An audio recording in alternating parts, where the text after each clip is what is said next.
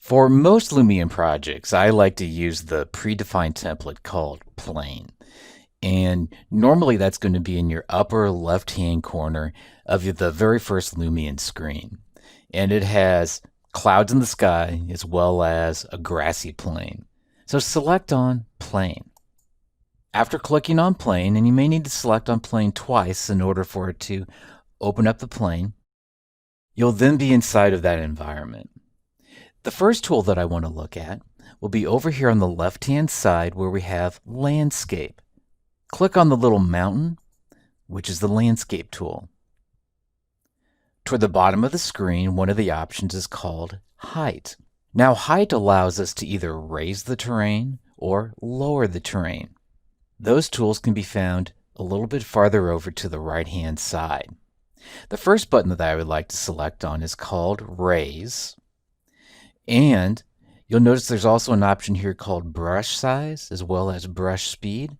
Make sure that your brush size and brush speed are fairly close to where mine are located at. If they're all the way over, you may want to click and hold your mouse button down and then move them so that they're more or less lined up with one another and about in those locations. Next thing, with Raise being selected, click and hold your mouse button down. Notice how that terrain just got raised up, and now we're seeing a lot of exposed rock. If you spin your mouse wheel back, you'll be able to see what you've created a lot easier. There's also an option here for lower. Nearby to where this object is at, try lower.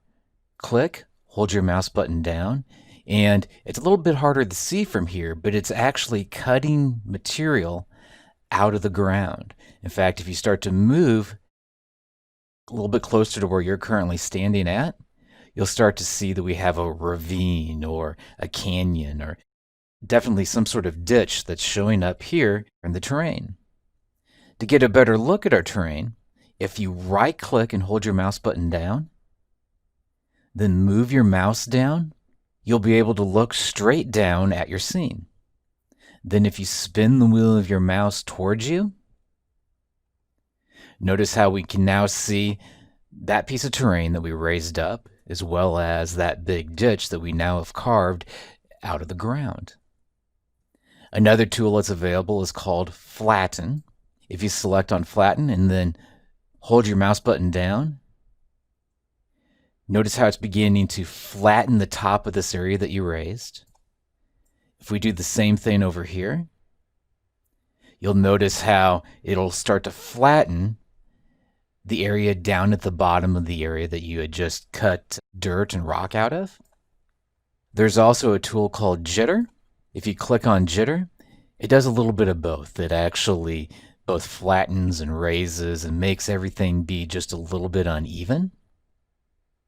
Now, the exact shape and size of things that you're creating here doesn't really matter. We're just exploring the tools. There's also an option called Smooth. By selecting on Smooth, it does what it sounds like. It begins to smooth out any of those rough edges.